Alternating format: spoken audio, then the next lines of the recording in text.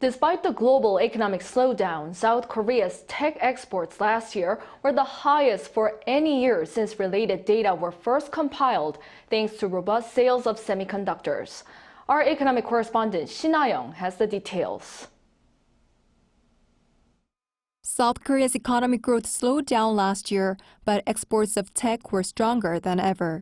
According to a Trade Ministry report released Thursday, exports in the tech sector in 2022 rose by 2.5% from a year earlier to around $233 billion. That's the highest for any year since related data were first compiled, breaking the previous record set in 2021. Tech accounted for 34% of the country's overall outbound shipments, driven mainly by a few items in particular.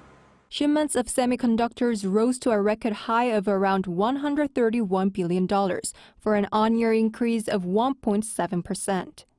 Specifically, exports of system chips increased 27.5% from a year earlier to an all-time high of $50.7 billion.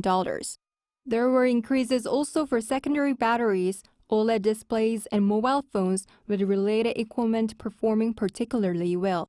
By destination, exports to China dropped due to Beijing's zero-COVID policy, but China was still the biggest importer, accounting for more than $100 billion of the total.